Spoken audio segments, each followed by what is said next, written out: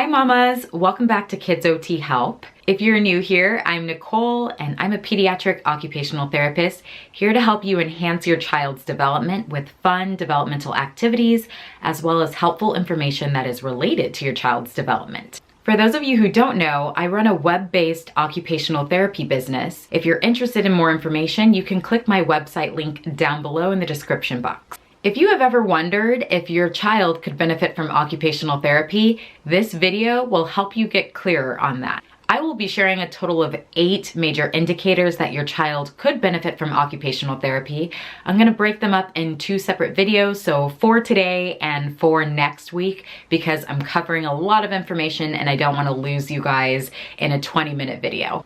And I just want to remind you guys, it's important to remember that every child is different and they develop skills at different rates. However, if you feel like your child is struggling to adopt any of the skill sets I'm about to mention, you should consider reaching out to an occupational therapist to see if your child would in fact benefit from occupational therapy. All right, friends, let's get into it. So the first major indicator that your child might benefit from occupational therapy is if your child presents a developmental delay.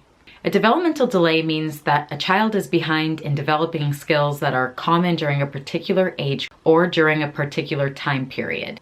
A developmental delay is more than just being behind other children in one skill.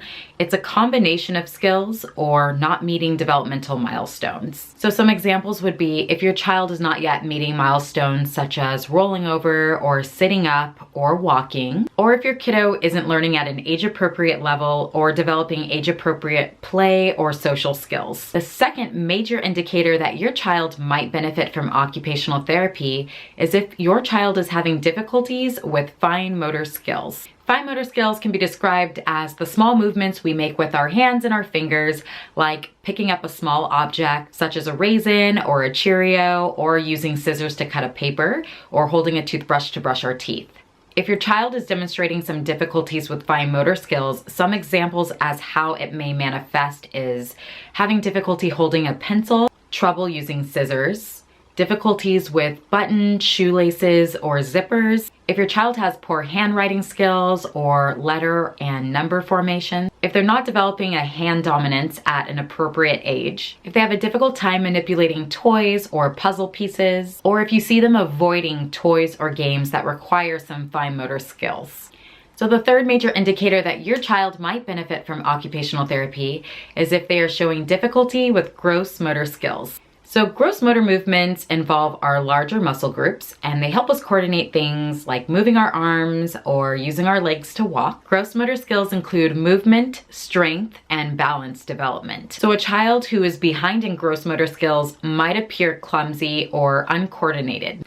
They might also show difficulties going up or downstairs at an age-appropriate time, coordinating both sides of their body, understanding the concept of left versus right. They may have poor balance, and they may avoid tasks that require gross motor skills, such as running, jumping, climbing a playground. All of these activities focus heavily on our gross motor skills. So the final major indicator that we will be covering today is if your child has difficulty with visual processing skills.